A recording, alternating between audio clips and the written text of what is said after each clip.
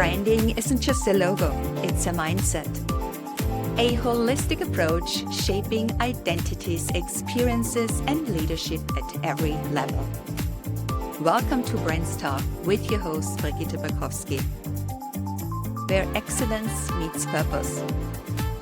We share insights and lessons to inspire and elevate. Let's dive in. As President of Strategic Talent Management, Sue is an expert in the world of solving people challenges, and she commonly works with companies to improve their hiring and recruiting, leadership development, performance management, and succession readiness. She has worked in a variety of operations and HR roles throughout the last 35 years with organizations large and small, and has been a part of several early-stage startups. Sue has been the host of Strategic Talent Management's People Solutions podcast for several years and has recently launched a new podcast, Get On With It, Inspiration for Life and Leadership, about which she's particularly passionate. I'm thrilled to welcome Sue MacArthur to BrandsTalk. Welcome, Sue. Thank you for having me. I'm very happy to be here. I'm really happy to have you here today to talk about something that is also close and dear to my heart. It's employer branding. So looking at brands holistically, I see employer branding as much more than an HR function. It's a leadership responsibility because culture and brand are inseparable, at least for me. So with that in mind, Sue, how do you see it, and why does employer branding matter more than ever before? Well, the competition for top talent is fierce. And unfortunately, we're still seeing so many companies paying wonderful attention and giving so much care to their brand as a producer of whatever it is they're selling, but not paying enough attention to their employer brand. And the two really should be inseparable. I was so happy to hear you say that it's not an HR function. It is a leadership function, and it needs to start from the top. And I'd like to I'll tell you a story about an organization I'm familiar with.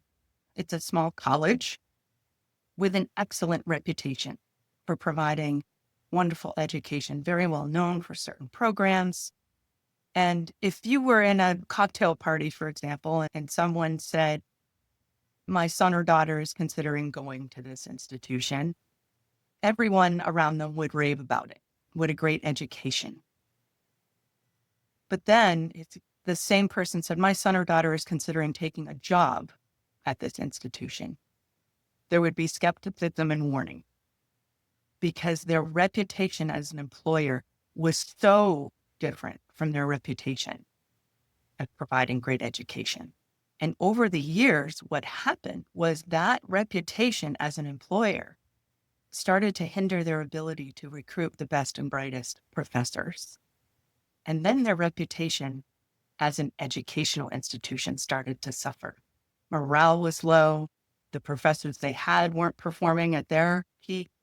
And it started to roll downhill. And the new leadership came in and recognized that was a problem and worked hard to realign their reputation as an institution and their reputation as an employer. And they were able to bounce back. But it was a really stark example of why it's so important to pay attention to that. Yeah, absolutely. So there's different layers of how we perceive it, right? And it's also a brand or an institution, an organization that is branded isn't only what customers, clients, consumer experience, it's also what employees live every day, right? So in that regard, some leaders treat employer branding as a marketing exercise and not really as a leadership responsibility. How do you explain that real employer branding is lived through culture, first of all, then of course leadership, and also through these everyday interactions we have? Well, even in marketing products, a leader never walks away from how their product is being presented to the world. And they need to have the same attitude of how their company is being presented to the potential workforce. And too often they take their eye off that ball of that they'll pay all kinds of attention, even if marketing is the primary responsible party.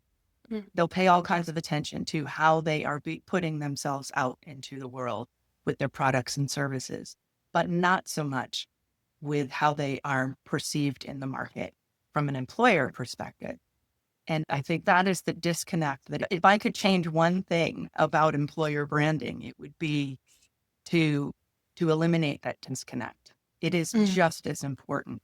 And even your people who are not in sales are ambassadors for your organization. And what they have to say out in the world to your potential customers is really important. What they say about their employment experience can really color, good or bad, a potential customer's perception of your organization and perhaps drive their buying decisions. Yeah, exactly. Especially in the service sector, I would say, where the employees are at the front in the field. And it's so true, as you say, that leaders shape the culture, the behavior, and the values from top down, right? Which directly translates into how the brand is perceived both internally by their employees and externally by the customers and other stakeholders. And I think this is all directly connected. There's this internal branding, and it has an effect and radiates to the outside world. And also, as you say, there are brand ambassadors. You can also say you're cultivating and creating brand advocates. So your employees are the brand in motion, right? So they are carrying the spirit of the company, the brand, the true essence to the outside world. They live it internally, but also carry it to the outside world. So they are living, breathing ambassadors of your core values, of your company core values, of your vision, of your mission, your higher purpose that you live and breathe. And so they take on a real powerful role. And as I say, especially in the service sector, because I'm also coming from the service sector, I know how it is to carry that spirit. So that's why I also see employee branding more as a leadership responsibility, because it's top down. So your work deeply is in leadership development. How do leaders themselves embody or maybe undermine, I don't know, but I would love your answer on that, an organization's employer brand? So how do they really embody that? They have to live it. They have to be the example of what they want. But they also need to have their eyes open. I'll tell you another story. I was working with a client, placing some new leadership team members there. And this was an organization, the owner was very proud that they had won one of the best places to work in their community for many years. He had worked hard to get that reputation. But when I placed people there, the feedback I was getting as I would follow up in the first few months was very different. The reality of their culture didn't line up with what the owner's perception was and what they were putting out into the world. It was very eye-opening. And what we ended up doing is an employee survey, and we uncovered some key factors that were really inhibiting his people from having a really positive experience. And they were easily corrected. It was more liberal paid time off, some flex time so that people could maybe come in early and leave a little early so they could make their child's ball game. They were fairly minor adjustments, but it made a huge difference in how people felt about their work. They were more energized. They felt freer. They felt more in control of their own lives rather than being very restricted by their work. And it made all of the difference. It was a huge turnaround. But the problem was that the owner wasn't seeing the reality. He was living in his perception. And so I think if there's one thing I leave your listeners with is don't assume that you have a culture that everyone is happy with and people are engaged and would run out and tell their friends, hey, we've got an opening here. You've got to come work here because it's great. You want your people, your current people, to be your biggest promoters, to bring in more good people. So ask them, do an employee survey, run a simple employee net promoter score exercise, and I can provide you with a resource that will walk people through that. It's just a simple question. Would you recommend to your friends or family that they come work here on a scale And of 1 to 10? that's beautiful, because And that's how you're solving people's challenges, actually, in how much of a company's brand success is directly tied to how employees feel working there, right? it really depends on what the issues are in your organization in Mhm. terms of what adjustments may need to be made. But ask them. I see so many leaders that when they run into a problem or they are trying to run their business or grow their business, they take that all on themselves and say, how are we going to do this? I would challenge them to turn around and ask their people. Yeah. There's a group of people who know your business and can really provide some insight. And sometimes you'd be surprised at where the best ideas come from. Be transparent and say, we're facing this challenge, whether it's hiring the right people or rolling out a product. And those being included and having leadership ask for input and then pay attention to that input, that is huge. And that is a big part of employee branding, is to be open, to not be always being the expert, not always being the one with all of the answers and making all of the decisions, being inclusive. And these younger generations coming up through the workforce now really demand that. Is something they highly value. They want transparency, and they want to feel like their opinions that they matter. What are these younger generations, the Gen Zs and maybe the Gen Alphas that are coming up? What are they Right. demanding? What is their perfect workplace? What does it look like? Or how do we, Well, as the elderly, have to change, the older we totally, generations? yes. I am a Gen Xer, Yeah, me and too. my business partner is a boomer. The younger generations look at us and you're just told you don't know anything.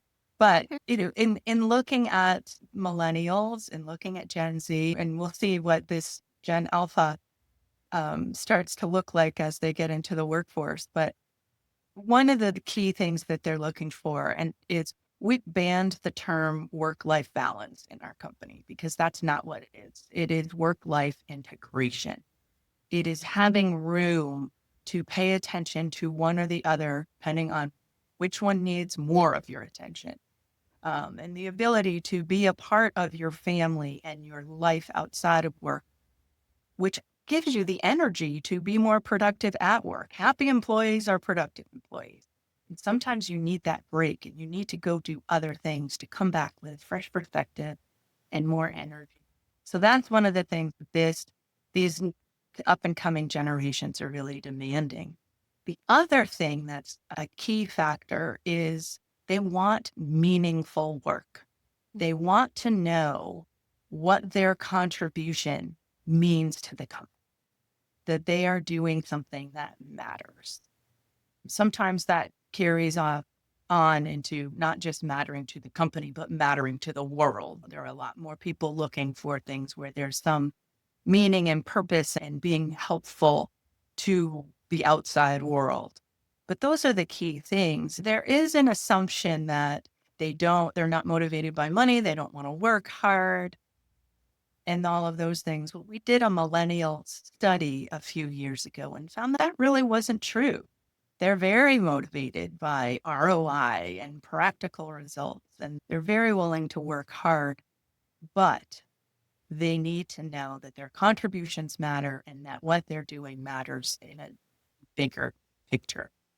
So if you can provide that, you can provide the balance, the integration with work and life, and provide them with the reinforcement that their contributions are important, then that's what really sparks their interest. Yeah, I like these 2 points of the work-life integration, as you say, because this balance, there is no balance. How do you want to balance that?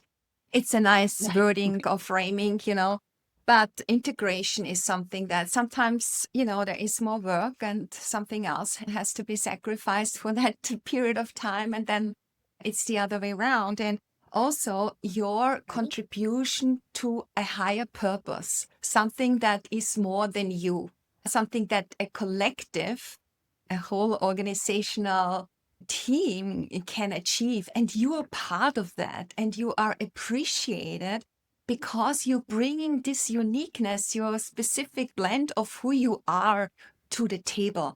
And you're appreciated for that or by that. And I think that is very empowering, it's motivating, and it's inspiring. And when a company can offer that, I think you won your employees over.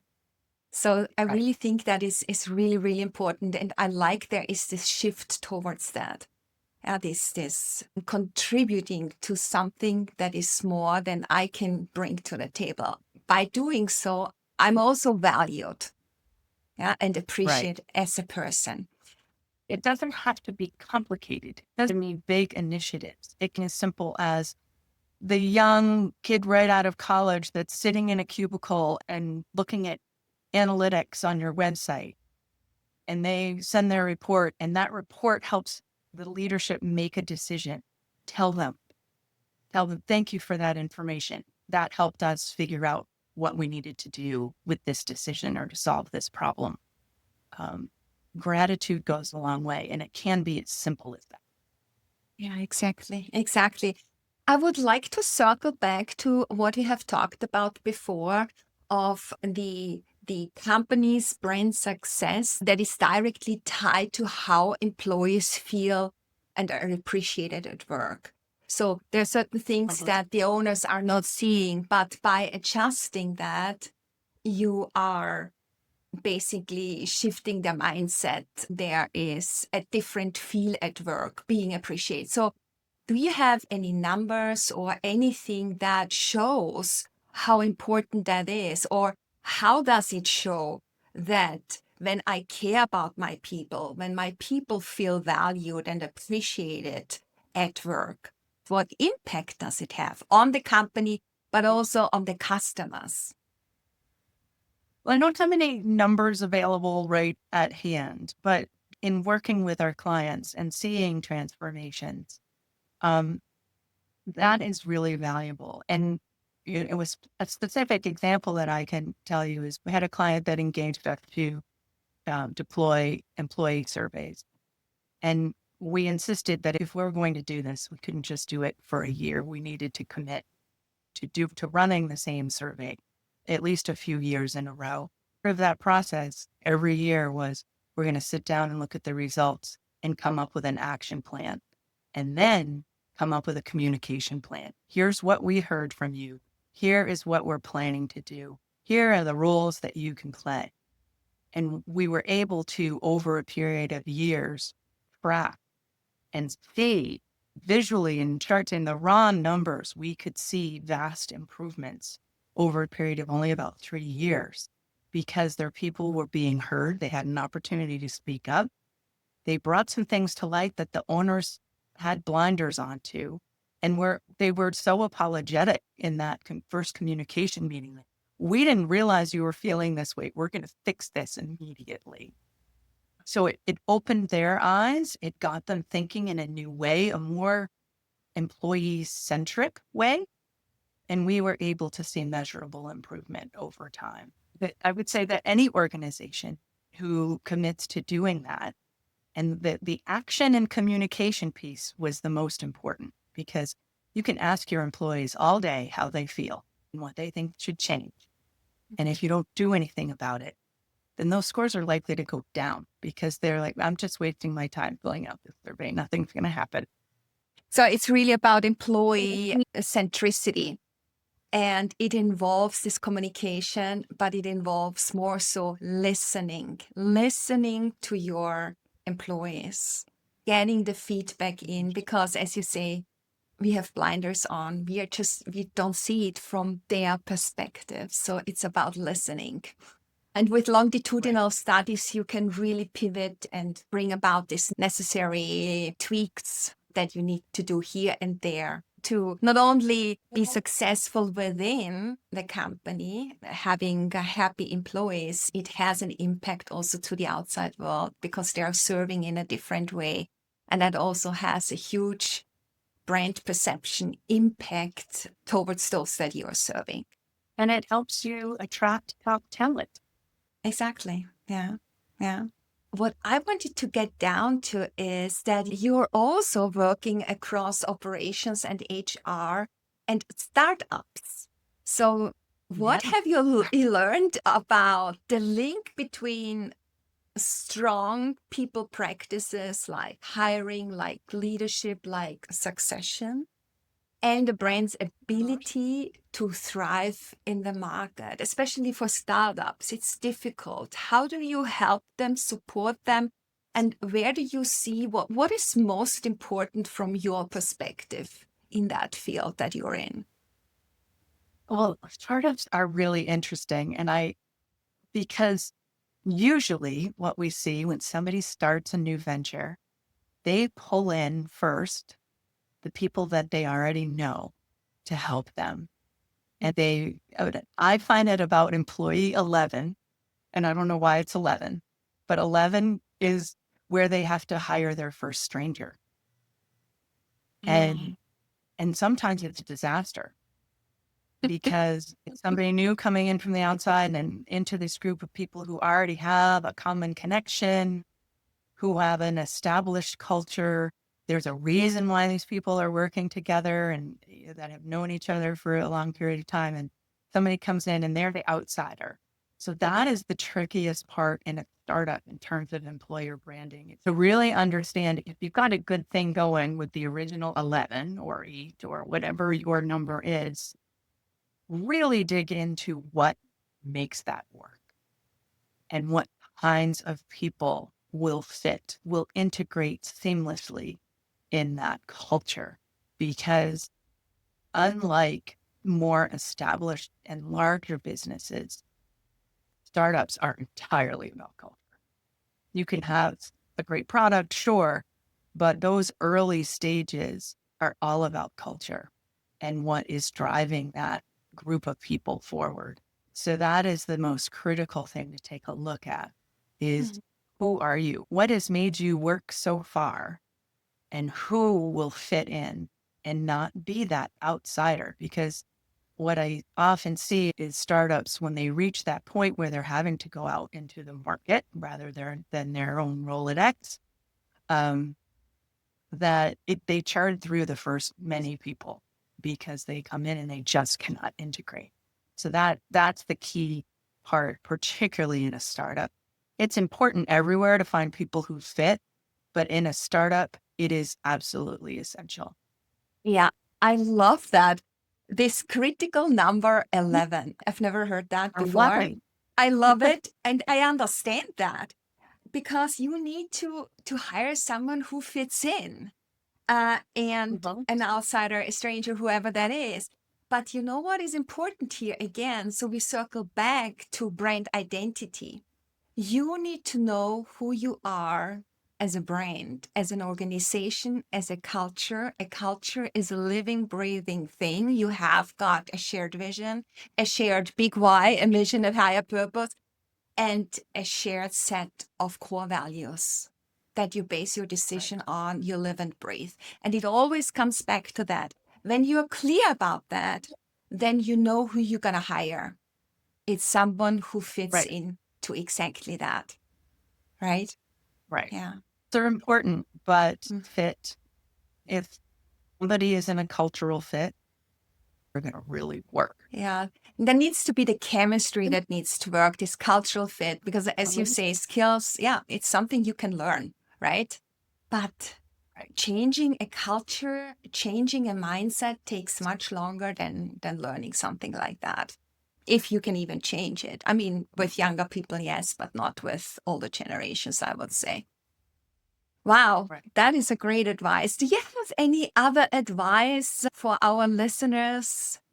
A powerful piece of advice about aligning employer branding with an overall brand strategy? What would that be? maybe one or two or three pieces of advice that you can Right. think of? Well, circle back to something we were talking about earlier is far too often there's so much more emphasis put on branding your organization as a provider of whatever your product or services are, and not enough on thinking about what your reputation is as an employer. And I firmly believe that those two should be equally important, but too often are not. Well, I think that is the first thing is when you think about your brand, you need to think about how people perceive you as an employer as well, not just a provider. So that's a critical piece.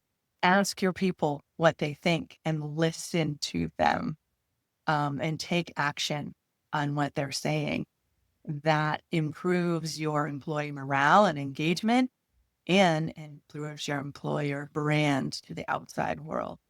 For people outside to know that this is a collaborative environment, that everybody's opinion matters, that people are taken care of. That's never a bad thing when people are making their buying decisions. Okay. So Thank you so they're much. I think really that's much. yeah, that's very, very critical. The alignment of company brand and employee brand, that goes hand in hand. So external branding, internal branding, and especially for companies in the service sector, in the hospitality. I'm myself coming from the airline industry, and the people that work in the field, either on ground or in the air, they're representing the brand, they're carrying the brand, they're the people, the brand in motion, right? So that they are representing that. So wherever you are representing the company. You should never forget about that. So I Right. want to come back to you because now it's about personal branding and you as a brand and what you have created. You're not only the president of STM, but you're also the host of People Solutions podcast. And now the new one, Get On With It podcast. So what inspired you to launch this new podcast and how does it connect with your passion for people, first of all, and then also leadership? Well, I had a wonderful opportunity to be on a panel at a conference this past spring in San Diego. It was a conference of marketing agency owners, authors, and professional speakers. And some of them were all three of those things. But it was a small conference. So I really got to know everyone over the few days I was there. And I just kept having these conversations with amazing people who had inspirational stories or insights. And I was asking, would you like to be on my podcast? Would you like to be on my podcast? And they all said, absolutely, yes. And then I was sitting in the airport, getting ready to go back home and thinking, these people don't fit in our podcast. People Solutions, we're at, I think, 81 episodes now, is very tactical. It's short format. It is how to better screen resumes, how to write a recruiting plan, and I was thinking that these people are bigger thinkers. This is more conceptual and inspirational as opposed to tactical. So as I'm sitting there, I'm scrolling through my email and I realize all of us in the company, our email signature starts with "Get On With It." So I texted my business partner, our CEO, and said, I'll explain later, but I need you to buy the URL, Get On With It. And he tried to ask a few questions. I'm like, I'll just tell you later. And that is how the new podcast was born. Get On With It, Inspiration for Life and Leadership. We're about to release our 5th episode in a few days. And it has been so much fun and so rewarding for me to have these deeper conversations with big thinkers who have just really devoted themselves to whatever it is their key focus is. And I've been talking to business leaders, I've been talking to military leaders, I've been talking to community leaders, and just people with great insight. And it's been really a wonderful experience to me. And I hope that our listeners so far have enjoyed what they've been hearing. I also enjoyed to be on it. Yeah.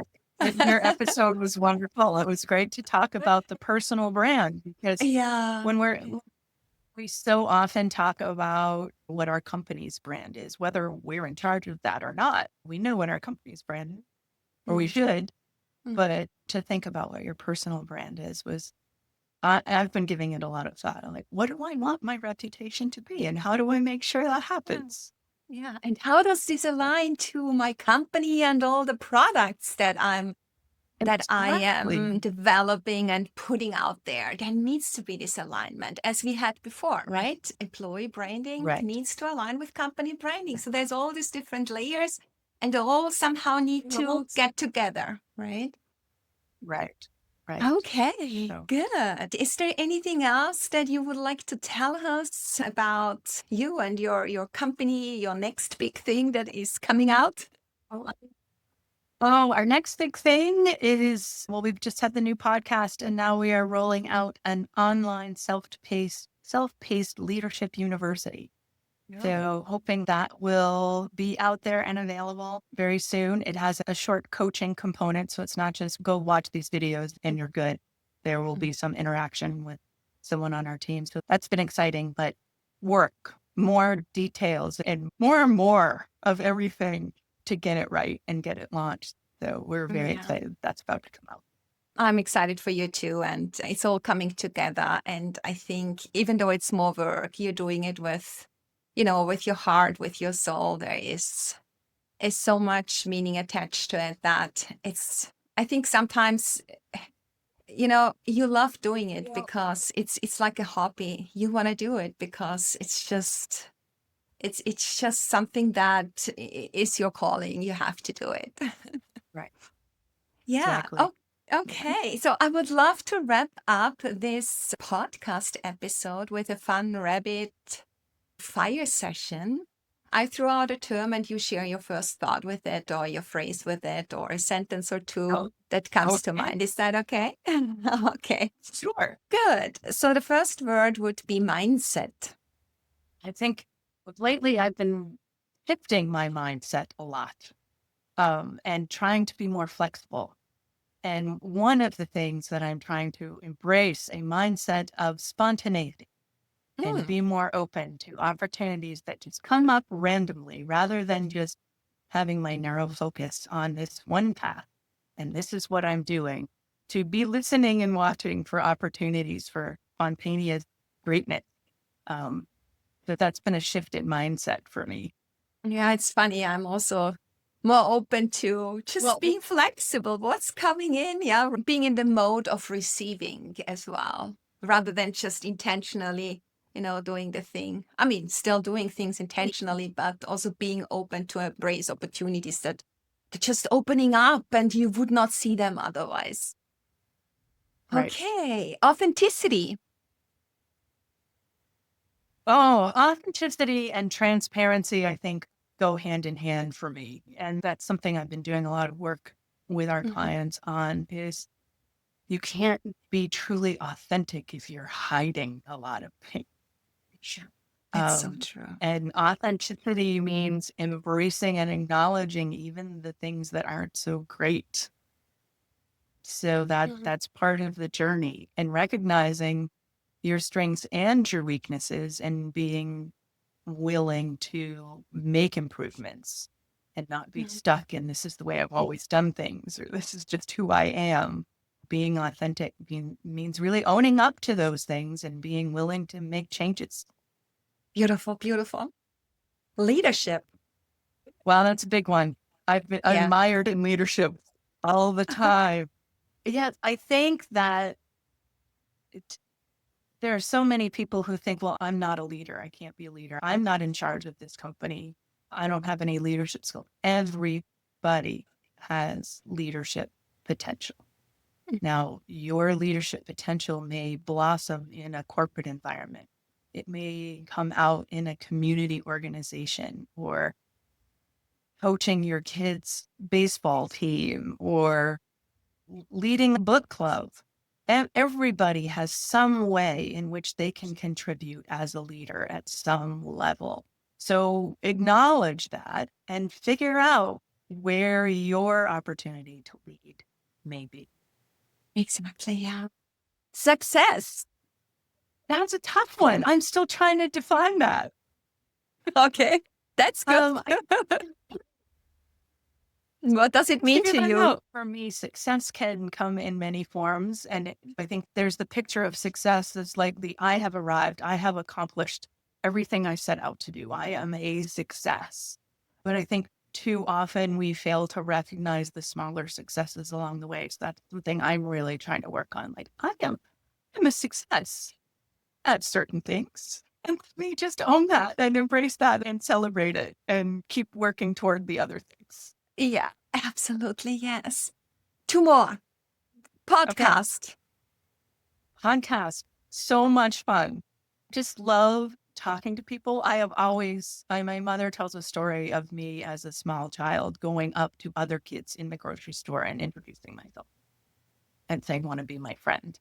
So podcasting is something I found that I can do that and other people will listen. Like I can just have these great conversations with people, whether it's being on other people's podcasts or being the host of our own. It's just a great opportunity for me to just have these conversations. And sometimes they take a wild turn and that's okay. But for me, that is just, it's honestly, if I could do just that, I'm pretty sure I'd be perfectly happy. Yeah, me too. But it's only part of it, of the whole story right now. Right now, you never know.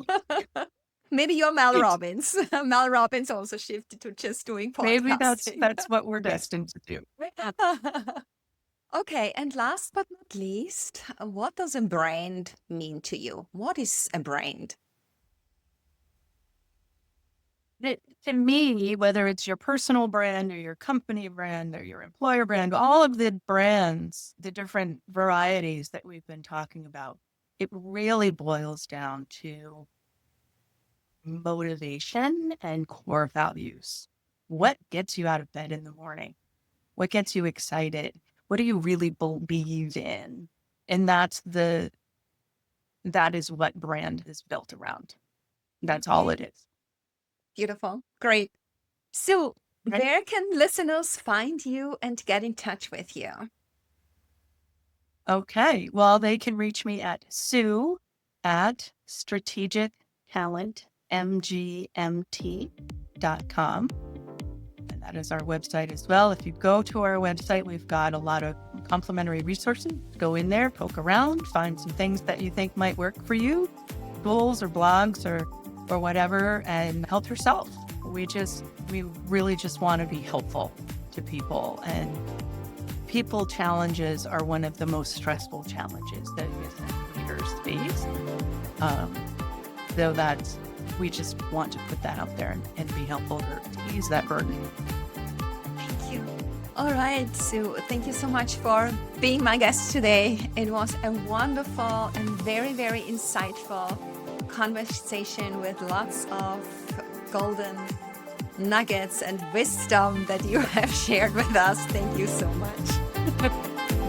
Thank you. It's great to be with you. Thank you. If you enjoyed this episode, hit follow on your favorite app, share it with your network, and leave a quick review. Stay tuned for the next episode and keep shining.